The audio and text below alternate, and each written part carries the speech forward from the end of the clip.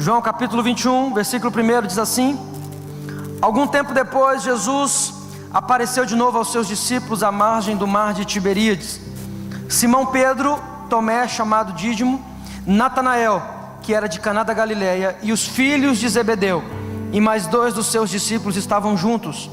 Simão Pedro lhes disse: vou pescar. E eles o encorajaram: nós vamos contigo também. E saíram e entraram logo no barco, mas naquela noite nada pegaram. Entretanto, ao clarear da manhã, estava Jesus na praia, mas os discípulos não perceberam que era ele. E Jesus lhe perguntou: homens, tendes aí alguma coisa para comer? E eles lhe responderam: não. Então Jesus orientou-os: lançai a rede do lado direito do barco e encontrareis. E assim eles o fizeram, e logo não conseguiram recolher a rede por causa da abundância de peixe. Diante disso, o discípulo a quem Jesus amava disse a Pedro: é o Senhor. Assim que Simão Pedro ouviu que era o Senhor, vestiu a sua túnica, pois a havia tirado, e lançou-se ao mar. Mas os outros discípulos vieram no pequeno barco, arrastando a rede com os peixes, pois não estavam longe da praia, senão uns 200 côvados. Versículo 9: então assim que saltaram em terra, viram ali uma fogueira, peixe sobre as brasas e um pouco de pão. Diga comigo: uma fogueira, peixe sobre as brasas e um pouco de pão. Queridos, eu quero poder compartilhar uma palavra do Senhor para a sua vida nessa noite, que tem queimado em meu coração há algum tempo. E se a gente pudesse dar um título, não sou muito disso, mas se a gente pudesse dar um título para essa mensagem, seria: o Deus que faz o fim virar começo. Olha para a pessoa que está até lá e diga assim: o seu Deus é especialista em fazer o fim virar começo outra vez. Esse é o Deus que nós servimos, um Deus que é especialista, querido, em pegar o fim, aquilo que todo mundo falou assim: agora acabou. Aí o seu Deus entra em ação e fala assim: peraí, não acabou não, isso não é um ponto final, eu ainda vou continuar escrevendo a sua história. Esse é o Deus que nós servimos. Esse é o Deus que nós servimos, um Deus que faz o fim virar começo outra vez. Eu tenho andado por alguns lugares e eu tenho visto algo que tem me deixado meio triste. Eu tenho visto pessoas que carregam o Espírito Santo de Deus dentro delas, pessoas que carregam o poder que sustenta o universo dentro delas, e essas pessoas às vezes elas vêm para a igreja cabisbaixo, tristes. Elas vêm como se elas estivessem indo para um lugar qualquer. Eu sei que aqui na Palavra de Poder não acontece isso, amém? O povo aqui vem no gás para a igreja, em nome de Jesus. Mas por aí em alguns lugares as pessoas vêm tristes. E eu comecei a perceber isso. Isso não era apenas em um lugar ou outro, isso era quase que em todos os lugares que passávamos. Eu comecei a perguntar para o Espírito Santo: por que disso? O cristão, o Espírito Santo habita dentro de mim e de você que somos cristãos. Nós somos o povo mais feliz da terra, sim ou não? E por que muitas das vezes a gente vem para a igreja como se estivesse no piloto automático? Porque muitas das vezes a gente vem para a igreja como se a gente estivesse indo para qualquer lugar, menos para a igreja. A gente vem para a igreja sem expectativa nenhuma de receber nada de Deus. E a gente vem para a igreja, a gente fala assim: nossa, parece que o pastor está meio sem unção hoje. Esse louvor não, esse louvor aí não tocou meu coração. Não, esse louvor que está tocando eu não gosto dele. É claro que você não gosta, irmão. Não é para você, é para Deus. O que nós fazemos é para Deus, é para o Senhor. Mas quando nós entendemos algumas coisas, nós começamos a identificar alguns sinais de alerta que começam a acontecer conosco. Querido, Deus não criou super-homem e nem Mulher Maravilha. Isso é só em cinema, querido. Isso é só na televisão. Nós somos gente de carne e osso, pessoas assim como eu e você. Estamos sujeitos a problemas, estamos sujeitos a falhas, estamos sujeitos a erros. Eu não sei na sua casa, mas na minha casa chega boleto todo mês, de luz, de água, de aluguel, de telefone. Na sua chega também? Quando chega o boleto, você fica feliz da vida? Glória a Deus, aleluia. Estava até preocupado, estava demorando para chegar. Não, querido, a gente fica triste, mas é uma tristeza sadia, digamos assim. Nós vivemos em um mundo onde nós temos problema. O próprio Jesus disse: olha, no mundo vocês terão aflições, mas tem de bom ânimo, eu venci o mundo. Mas no mundo nós teremos aflição. No mundo nós estamos sujeitos a fracassos. E sabe o que é que eu percebi? Nós cristãos, ultimamente não temos sido preparados para lidar com os fracassos. Eu não sei você, eu tenho certeza que aqui não, mas eu mesmo, quando eu me converti, eu lembro de ouvir uma mensagem mais ou menos nesse rumo: vem para Jesus que você não vai mais ter problema. Se você está cheio de problema, vem para Cristo que seus problemas vão acabar. Aí eu fui para Jesus e os problemas aumentaram. E a vontade era de falar: pastor, não estou entendendo essa mensagem. O que nós precisamos entender é que nós estamos sujeitos sim a problemas, a falhas, a fracassos, a erros. E que isso sim, querido, muitas vezes vai trazer tristeza para o meu e para o seu coração. Mas o que nós não podemos nos esquecer é que a palavra do Senhor diz que por 7 vezes cairá o justo, mas de todas elas o Senhor o coloca de pé. De todas elas o Senhor o levanta. O seu Deus é especialista em dar segunda chance para pessoas assim como eu e como você. O nosso Deus é especialista em fazer o fim virar começo. Não tente ser super-homem, não tente ser Mulher Maravilha, isso não existe. Pelo contrário, nós passamos sim por desafios, por problemas, por lutas. Mas a vantagem é que Jesus disse que sempre estaria conosco, nunca nos abandonaria. Ele sempre estará com você, seja qual for a situação, sempre. E nós lemos um texto aqui, aonde nós podemos identificar aqui algumas falhas, ou talvez alguns fracassos dos discípulos. Talvez fale: pastor, misericórdia, os discípulos falharam. Falharam bastante. Se você for olhar, querida, a história dos grandes homens de Deus na Bíblia, todos eles têm um histórico de falhas. O único que não é Jesus Cristo. Mas o resto, querido, todos eles são gente assim como eu e você. Quem está entendendo até aqui, diga amém. Amém. Nós lemos o texto onde Pedro estava com os outros discípulos. E nesse momento aqui, eu não li muito para a gente não ficar muito cansativo, mas nesse momento Jesus acabara de ser morto. Diga comigo: Jesus havia morrido. Agora você imagina o tamanho da frustração do coração dos discípulos. Jesus morreu. Para a gente que conhece já o Evangelho, sabendo que Jesus morreu por nós, é uma situação. Para eles que estavam caminhando com Jesus e ver Jesus pendurado numa cruz, morto, foi totalmente diferente. Eu não sei se você já investiu tempo em algo que deu errado. Eu não sei se você já investiu seu tempo em algo que não deu certo, e você se sentiu frustrado por causa daquilo, se sentiu triste, se sentiu fracassado, se sentiu talvez a pior pessoa do mundo, porque alguma coisa que você planejou, que você cuidou com tanto carinho, parece que saiu fora do seu controle. Foi exatamente o sentimento que os discípulos estavam naquela hora. Eles apostaram 3 anos e meio da vida deles caminhando com Jesus. Diga comigo: 3 anos e meio. 3 anos e meio andando com Jesus. A Bíblia diz que Jesus passou por Pedro e mais alguns discípulos e disse: venham após mim, farei de vocês pescadores de homens. Eles largaram tudo e foram seguir Jesus. Baixa só mais um pouquinho, por favor. Largaram tudo e foram seguir Jesus. E depois de acreditando que Jesus era o Messias, só que para o judeu, entenda isso, para o judeu o Messias não vinha apenas, querido, nessa condição espiritual. Ele vinha também naquele tempo. O povo de Israel vivia debaixo do Império Romano. Então eles acreditavam que quando o Messias viesse, libertaria eles do Império Romano também. Então, querido, eles apostaram toda a vida dele naquilo. Jesus é o Messias. Nós encontramos o Messias. A nossa vida vai ser livre de fato. E quando eles começaram a caminhar com Jesus e começaram a ver Jesus fazer milagres, começaram a ver Jesus ressuscitar morto, começaram a ver Jesus dar vista ao cego, começaram a ver Jesus curar o surdo, começaram a ver Jesus fazer o aleijado andar. Eu imagino a expectativa do coração deles.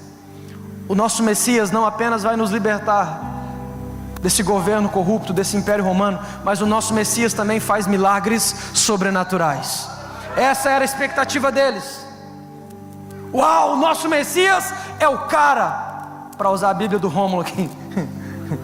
O nosso Messias, ele faz coisas sobrenaturais. Eles viram coisas sobrenaturais. Eles viram Pedro andar sobre as águas. Eles viram a transfiguração do monte. E depois de ver tudo isso, sabe o que acontece?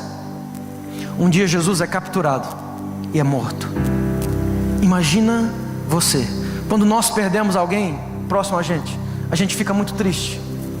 Imagina, querido, o coração dos discípulos, a expectativa que eles tinham em cima de Jesus. E quando Jesus disse para eles sobre a morte e a ressurreição, eles não entenderam. Tanto é que Pedro disse: Senhor, de modo algum isso acontecerá contigo. Jesus olhou para Pedro e disse: para trás de mim, Satanás, ninguém vai me impedir de cumprir o propósito. Eles não entenderam. E quando nós não entendemos o final, a gente sofre demais no meio. Quando a gente não entende o final, quando a gente não entende o propósito da dor, quando a gente não entende o propósito do sofrimento, a gente sofre demais. Jesus estava falando para eles o tempo todo: convém que o Filho do Homem venha e padeça e morra. Mas eles não entendiam. E quando eles olham Jesus preso na cruz, imagina a frustração do coração deles. A nossa esperança morreu. Eu fico imaginando os discípulos, porque, querido, imagina você caminhar com alguém que ressuscita morto. Você não ia sair contando isso para todo mundo? Eu fico imaginando os discípulos quando eles iam para a família deles: olha, Jesus, ele curou fulano, olha, Jesus ressuscitou tal pessoa. Então eles viviam nesse ambiente. E agora imagina eles tendo que voltar para casa depois que Jesus está morto. A frustração do coração deles. Quem está entendendo, diga amém. A frustração, querido, de acreditar em um sonho que aparentemente havia fundado. A frustração em acreditar em algo que não deu certo. Esse era o sentimento de fracasso do coração dos discípulos. Esse era o sentimento de frustração do coração dos discípulos. Você está aqui nessa noite, querido, não conheço sua vida, não sei, mas talvez você tenha vivido dias dessa maneira. Você acreditou em algo que não deu certo. Talvez foi uma sociedade, talvez você começou um negócio, querido, e talvez as coisas não saíram da maneira como você achou que sairia, e você se viu no meio de um fracasso. Talvez o seu relacionamento está por um fio, está afundando, naufragando, fracassando, e você olha e não consegue enxergar saída. E aquele sentimento de fracasso parece que dá um nó na garganta, porque ninguém quer isso. Esse era o sentimento dos discípulos. E sabe o que é que Pedro faz quando eles fracassam com a morte de Jesus? O que muitas das vezes eu e você fazemos quando fracassamos. Pedro olha para os discípulos e fala assim: não sei vocês, mas eu vou pescar. Lá no Mato Grosso a gente fala assim, quando a pessoa está com a cabeça muito quente, a gente fala assim: ah, vai pescar para esfriar um pouco a cabeça. Nesse caso aqui ele não estava indo pescar para esfriar a cabeça. Presta atenção. Nesse caso aqui ele não tinha ido pescar para esfriar um pouco a cabeça, para colocar no lugar, nada disso. Sabe qual era a atividade que muitos dos discípulos faziam antes de conhecer Jesus? A pesca. Diga comigo, eles pescavam. Mais forte, eles pescavam. E quando Pedro diz assim: eu vou pescar, ele está dizendo assim: já que seguir Jesus não deu certo, eu vou voltar atrás. Eu vou voltar a fazer o que eu fazia antes de conhecer Jesus. Eu não sei se você, diante de algum fracasso, já não pensou em desistir e largar de tudo. Eu não sei, querido, se você que está aqui nessa noite, diante de alguma situação de fracasso, talvez disse para você mesmo, chorando debaixo do chuveiro, dizendo: não vale a pena seguir Jesus. Talvez você não teve coragem de dizer, mas isso subiu no teu coração. Parece que tudo piorou. Parece que tudo ficou pior do que estava. Parece que a minha vida andou para trás. Talvez você está aqui nessa noite, querido, e o Espírito Santo está te trazendo a memória. Quem está me entendendo, diga aleluia. Pedro diz: eu vou pescar. Em outras palavras, eu vou voltar a fazer o que eu fazia antes de conhecer Jesus. Os discípulos disseram: nós vamos contigo. E a Bíblia diz que eles foram e pescaram a noite inteira. Diga comigo: pescaram a noite inteira. E sabe qual foi o resultado? Nada. Nada. Entenda algo aqui, querido, ó. Uma coisa é a gente pescar e não pegar nada. De vez em quando eu vou pescar lá também, mas eu sou ruim de pesca demais. Uma coisa é a gente pescar, querido, ficar lá jogando isca lá, só dando comida para peixe. Porque nós não somos profissionais da pesca. Pedro e os discípulos, eles eram profissionais naquilo que eles faziam. Então quando eles vão pescar e não pegam nada, sabe o que eu vejo aqui? Fracasso número 2. Diga comigo: fracasso número 2. Se não bastasse o fracasso da morte de Jesus, agora eles estão diante de um fracasso pessoal, aonde eles voltam atrás, tentam fazer o que faziam antes, e eles descobrem que nem para fazer o que faziam antes eles prestam mais. Não conseguem pegar nada. Eu me lembro de um tempo, eu devia ter uns 16 para 17 anos. Eu vivia assim alguns meses de rebeldia, uma rebeldia estranha. E eu lembro, querido, que nesse período o pastor da igreja me colocou de banco. Eu era peralta demais. E aí, só que nessa vez, eu já tinha ficado de banco algumas outras vezes. Só que nessa vez eu não tinha culpa. Prometo para vocês que eu não tinha. Eu não tinha culpa. E aí o pastor me colocou de banco. Os meninos da igreja tomaram a minha dor. E ele falou assim, eles falaram para mim: Cris, fica tranquilo, nós vamos levar você para sair. Eu fiquei muito triste com aquilo. E eu tentei explicar para o pastor que eu não tive culpa, mas não deu certo. Não funcionou. Porque das outras vezes todas eu tive. Então dessa vez eu não tinha argumento. E aí os meninos falaram assim: nós vamos levar você para sair, para você esfriar a cabeça um pouco. Eu falei: tá bom. E aí, queridos, fiquei esperando lá em casa. Deu 7 horas, deu 8 horas, deu 9 horas, deu 10 horas, nada. Quando foi 11 horas eles chegaram. Me chamaram, eu falei: gente, não tem sorveteria aberta mais essa hora. Você vai me levar para sorveteria para esfriar a cabeça, uma hora dessa já não tem mais aberta. Ele falou assim: que sorveteria o quê, cara? Nós vamos levar você para sair. Eu nunca tinha ido numa boate na minha vida, nunca. Escuta isso, olha o piludo agindo. E aí, queridos, me levaram para uma boate country. Quando eu cheguei lá dentro, aquele bando de gente fumando, aquele monte de gente dançando, aquele bando de gente tudo suado, não tinha ar-condicionado, não tinha nada. Comecei a olhar aquilo, comecei a ficar meio doido. E de repente uma moça começou a me olhar, porque eu sou bonito assim desde pequenininho, assim, desde que eu era nenê. Deus me fez com essa beleza. Isso é fé, irmão, isso é fé. E aí, queridos, a menina começou a me olhar. E eu falei para um amigo meu, eu falei assim: cara, aquela menina está me olhando. Ele falou: qual? Eu mostrei para ele, falou assim: rapaz, ela está afim de você. Eu falei: não pode. Ele falou: rapaz, eu conheço disso, ela está afim de você. Eu falei: é impossível ela estar afim de mim. Eu falei: parece que ela enxerga, parece que ela tem olho, não tem como ela está afim de mim. Ele falou: mas ela está, vai lá nela. Eu falei: cara, eu não vou, tenho vergonha, eu nunca fiz isso. Ele falou: vai lá, rapaz. Eu falei: será? Ele falou: vai. Eu falei: tá bom. E aí eu olhei para ele e falei: mas será, cara? Ele falou: rapaz, confia em mim, pode ir que eu estou falando. Eu lembro que eu olhei para o chão assim, olhei para ele e falei: cara, eu vou. Ele falou: você vai? Eu falei: eu vou para casa. Eu falei: esse lugar não é para mim. Ele falou assim: cara, você não vai lá? Eu falei: não vou. Ele falou assim: também eu não vou te levar embora não. Eu falei: não precisa, eu vou embora a pé, cara. Eu falei: esse lugar não serve para mim. E naquele dia eu descobri que diante de um fracasso a gente tem costume de voltar atrás, de querer voltar atrás. Mas naquele dia eu descobri que nem para desviar eu prestava mais. Olha para a pessoa que está do lado e fala assim: meu irmão, depois que Jesus marcou você, nem para desviar você presta mais. Nem para voltar atrás você serve mais, querido. É para frente que se olha. Pedro com os discípulos voltaram atrás e descobriram que nem para fazer o que eles faziam antes ele já não conseguia mais. Não tem nada atrás para você. Deus tem coisas grandes na frente. É para frente que se olha, querido. É para frente que tem aquilo que Deus colocou nas suas mãos, aquilo que Deus colocou no teu coração. É para frente. Atrás não é lugar para você olhar, porque atrás não tem nada novo lá. Porque se é atrás, é porque você já passou por lá. E se você já passou e decidiu continuar caminhando, é porque aquele lugar não era bom para você. Então você decidiu continuar seguindo. É para frente que se olha, porque é para frente que vem o socorro de Deus para mim e para a sua vida. Quem está entendendo, diga glória a Deus. Os discípulos jogaram rede, puxaram rede, noite inteira, não pegaram nada. Diga comigo, não pegaram nada.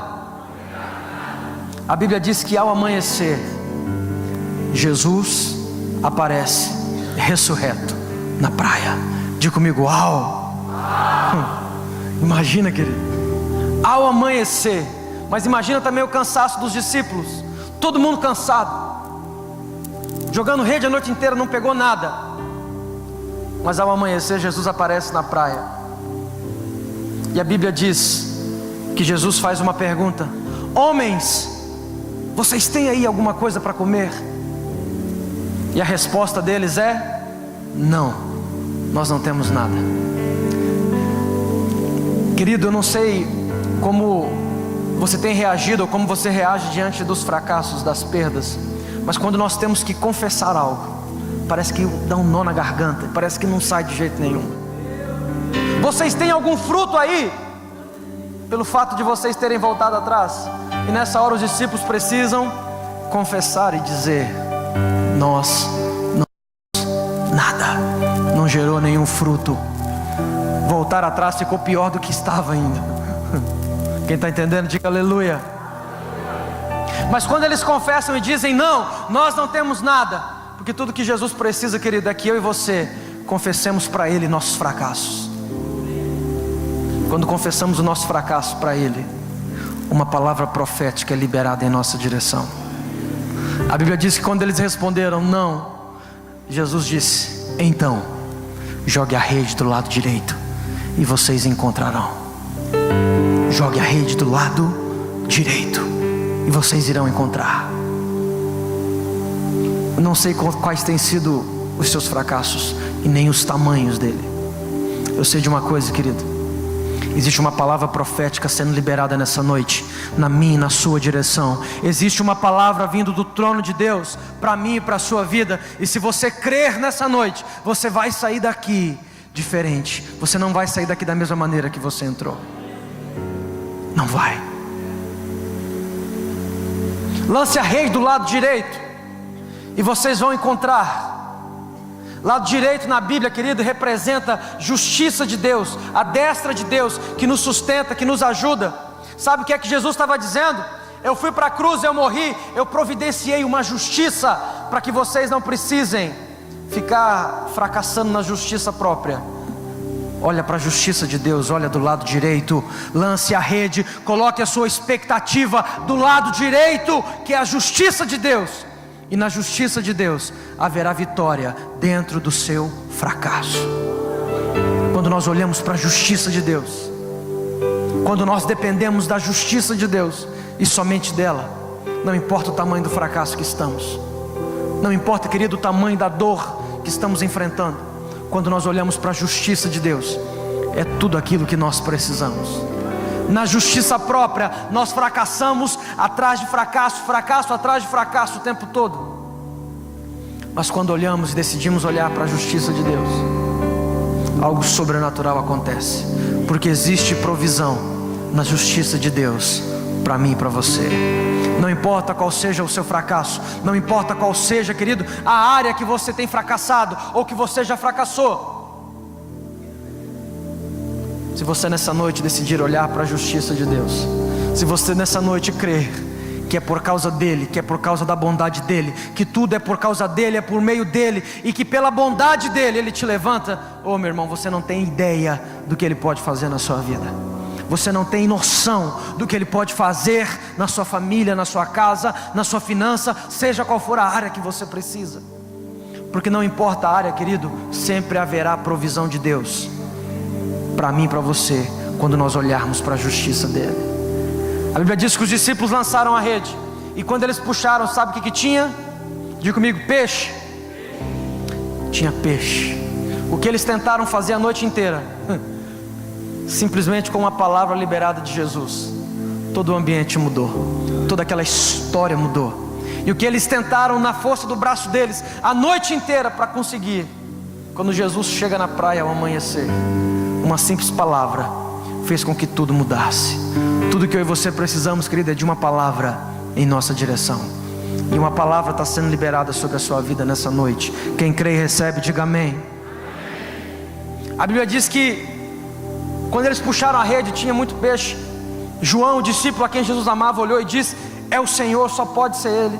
Pedro coloca a túnica, pula na água, vai em direção a Jesus. Os outros discípulos vêm no barco. Quando eles chegam na praia, havia fogueira, peixe sobre as brasas e pão. Diga comigo: fogueira, peixe sobre a brasa e pão. Sabe o que significa? Que existe provisão quando nós olhamos para a justiça, até mesmo no meio dos nossos fracassos. Até mesmo no meio dos nossos fracassos existe provisão. E quando Jesus coloca aquela mesa, Jesus está dizendo para eles: vocês estão cansados, vocês devem estar famintos, vocês precisam comer. Sabe o que eu aprendo aqui? Que tem coisas, querido, que nós precisamos tratar, é na alma, é no corpo.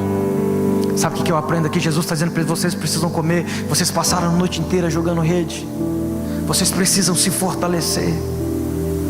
Sabe o que eu e você precisamos aprender? A descansar e não a desistir. Olha para quem está até lá e diga assim: aprenda a descansar e não a desistir.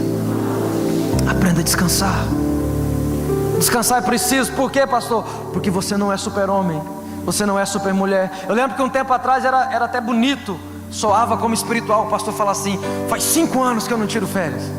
Soava até como, né?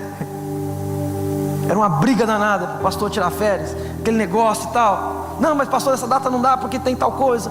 Enfim, aquele negócio: não, pastor, não tira 30 dias, não, tira só metade, porque senão vai ficar ruim aqui. Nós precisamos de descanso também, queridos. Nós precisamos recarregar energia. Quando nós estamos descansados, a tendência é desistir menos. Quando estamos descansados, a tendência é fracassar menos. Quando estamos descansados, quando estamos emocionalmente equilibrados, a tendência, queridos, é nós fazermos o que é certo. Aprenda a descansar, não a desistir. Põe a família dentro do carro, está sentindo cansado, põe a família dentro do carro, meu irmão, vai para o rio. Acho que deve ter rio aqui em volta, não tem? Tem, bastante rio. Vai para o rio. Pastor, o dinheiro está curto. Vai para a praça, pega a família, põe dentro do carro, vai na praça, faz um piquenique. Pronto, coisa linda. Família na praça fazendo piquenique. Semana passada nós fizemos um piquenique lá em casa. Eu, minha esposa, minha filha, chamamos mais alguns colegas, alguns amigos. Fomos lá para um parque que tem no meio da cidade. E levamos comida, e levamos brincadeira, coisa para as crianças brincar. E fomos para o parque descansar, brincar, correr, fazer nada. Porque quando nós estamos emocionalmente equilibrados, nós rendemos muito mais do que quando nós estamos, querido, estressados, desequilibrados, propensos a erros, a falhas. Pode perceber, os maiores erros que nós fazemos na vida é quando estamos cansados, é quando estamos estressados, e aí tomamos uma decisão. O tempo passa, mas a decisão permanece. Aprenda a descansar. Deus tem descanso, Deus tem refrigério para você. Deus não fez você super-homem, você é de carne e osso, irmão. Você tem problema, chega a conta na sua casa, chega na minha. Sabe o que nós precisamos? É aprender com os nossos fracassos. Quando nós aprendemos o propósito da dor, nós sofremos menos. Quando nós, querido, pegamos aquele ambiente ruim que está nos causando dor e nós decidimos aprender com isso, fazer perguntas para você mesmo: por que está acontecendo isso? O que é que eu fiz? Por que os meus filhos não estão falando comigo? Por que a minha mulher está sendo grossa? Talvez você não deu o dinheiro do final de semana do salão dela. Ó Deus revelando, ó. Talvez você não deu o dinheiro de fazer a unha. Aí fica levando patada da esposa, de graça. 30 pilas você resolve esse problema, irmão. É simples. Quem está entendendo diz amém. Eu lembro quando eu fui casar, um dos padrinhos do nosso casamento falou assim para mim: falou assim: eu vou te ensinar uma coisa. R$30 na sexta-feira de manhã vale mais do que R$500 no sábado. Eu falei assim: como assim?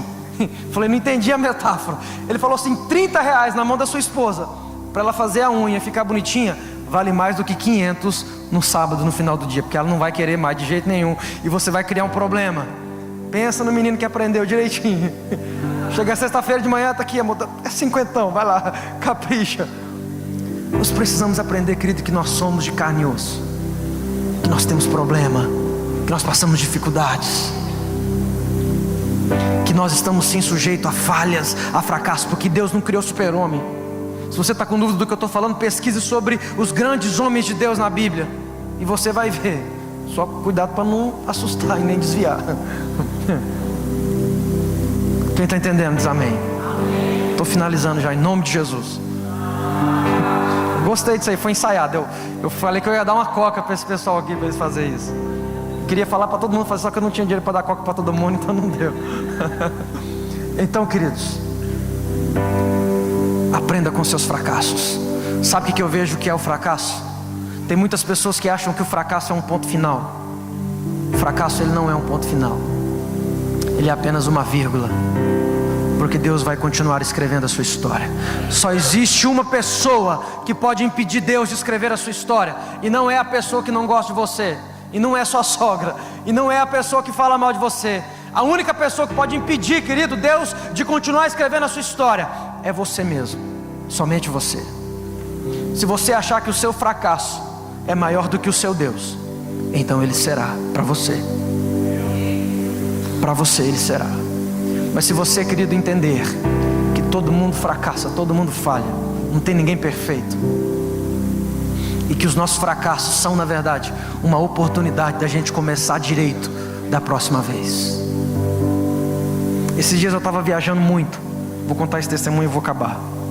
Estava viajando muito. E aí eu vi que assim começou a rolar um estranhamento entre eu e a minha filha. E a minha esposa falou assim, ó, você vigia, você está viajando demais. Eu falei, será, amor? Mas eu estou fazendo a obra do Senhor. Desculpa, né? Fazendo a obra do Senhor. E ela falou assim, cuide da sua filha. E aí quando eu fui dormir, eu tirei um tempo e fui orar. E eu reconheci que eu estava falhando como pai. E sabe o que eu fiz no outro dia? Um dia antes eu tinha fracassado. No outro dia eu acordei e falei, eu vou mudar essa história. Eu vou pegar o meu fracasso de ontem e eu vou transformar ele em um acerto hoje. E todo dia eu tenho levantado decidido a pegar o fracasso do dia anterior e aplicar ele de uma forma correta no próximo dia. E Deus nos convida a fazer isso, querido. Não tenha medo de recomeçar. Até Deus recomeçou. Vou dizer de novo para você, não tenha medo de recomeçar, porque até Deus recomeçou. Certa vez ele falou para Noé, Noé, chega aqui. Na versão da Bíblia do pastor Rômulo, Noé, chega aqui, preciso falar com você. Noé chegou e falou, fala aí Jesus, fala aí Deus, o que está pegando? Constrói uma arca, porque eu vou apertar o botão de reset e eu vou começar tudo de novo. Eu vou começar tudo outra vez. Não tenha medo de recomeçar. Certa vez Deus chama Abraão e ele faz Abraão começar de novo. Fala assim, Abraão, nós vamos ter que começar de novo. Só que para começar de novo, Abraão, eu vou ter que mudar até o seu nome, Abraão. Até o seu nome eu vou mudar. Quero que você saia daqui hoje, querido, com esperança no teu coração. O seu Deus não se esqueceu de você. E essa não é uma mensagem positiva para você sair daqui alegrinho, não, querido. Isso é a palavra de Deus para mim e para você, dizendo, querido, que é possível nós continuarmos a caminhada, mesmo que já tenhamos feito algo que nem nós gostamos de falar. É possível, porque nós servimos que levanta o caído. Nós servimos um Deus que é especialista em dar segunda chance. Nós servimos um Deus que nos ama incondicionalmente e está torcendo para que eu e você acerte da próxima vez. Esse é o Deus que nós servimos. Esse é o Deus que você serve. Um Deus que, enquanto todos estão dizendo é o fim, acabou, Ele não levanta mais, o seu Deus olha e fala, vamos fazer o fim virar começo outra vez. Vamos fazer o fim virar começo outra vez. Vamos fazer o fim virar começo outra vez. E Ele te dá uma oportunidade de você recomeçar. Ele te dá uma oportunidade de você se levantar. Quem está entendendo, diga amém. Amém. Entretanto ele me declarou: a minha graça te é suficiente, pois o meu poder se aperfeiçoa na fraqueza. Sendo assim, de boa vontade me gloriarei nas minhas fraquezas, a fim de que o poder de Cristo repouse sobre mim. Por esse motivo, por amor de Cristo, posso ser feliz nas fraquezas, nas ofensas, nas necessidades, nas perseguições, nas angústias, porquanto quando estou enfraquecido é que sou forte. As credenciais do apóstolo Paulo: quando estou fraco, é aí que sou forte, porque o poder do seu Deus se aperfeiçoa na sua fraqueza. Não é o fim, é apenas o começo. Deus ainda tem muita história para escrever sobre a sua vida. Deus tem muita história para escrever sobre a sua família.